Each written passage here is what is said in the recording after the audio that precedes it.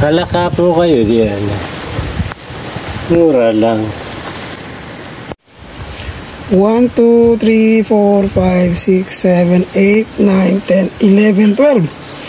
12 pieces, ah. Wow. Ganda. Oh. Yamin. Ano? Halaka. Tama-tama ah. Layo naman pinagulihan na rin. Naging 30 po. Kanis kayo palaka. Kami magdamag na umulan. Buti may dala kami lona. Kung wala kami lona, ay yari. Sa bus 13 calls? Oo. Ito ang uri namin kagabi. Ang mga gusto makakain na to. Makahuli ba yan basta-basta? Ay, hindi madadali ito na ano. Pawang eksperto lang mga nakakadali na to. Dalaw para mahuli mo ka ganito. Kung gapangin mo sa bangil o kaya sisirin mo sa tubig. Kailangan magaling na kumano. Kailangan magaling talagang magbalas. Kasi pag sa bangil, delikado naman. Kaya ginagawa ko, binubulaman ko na lang. Tapos sisisirin mo sa tubig. Na lang. Pero kapag kaya naman gapangin sa bangil, sa mga bangil-bangil, kaya naman.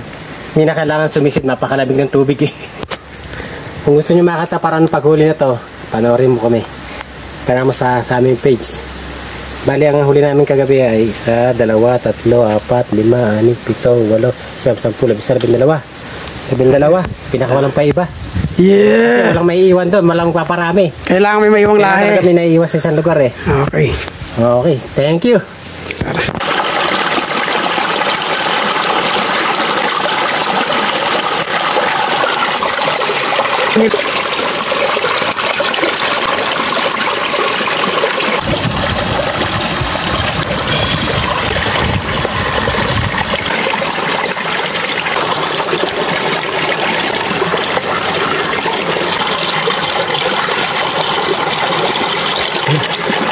Napansin nyo, nawawali 4. Nagka-uwi. Papakawalan nga yun kasi.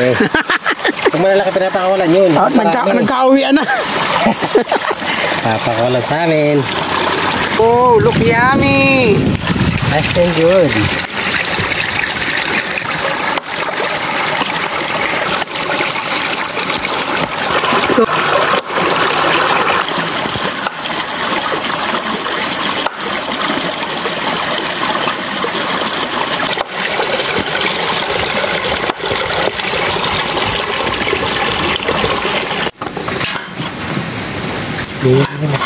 Ayan, nakakain mo na tayo. Tayo nilakan. Uy. Masarap yun. Buhin natin kanin. Kulang yan. Ano kulang? Kulang kanin. Ubus yan.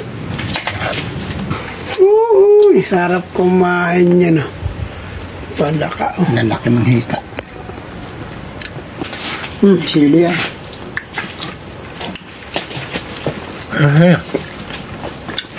Yung sili yun. So, yung berde yun, maanghang naman. Yan yan, masarap yun. Yung talaga yan. Dali na kasi man yan.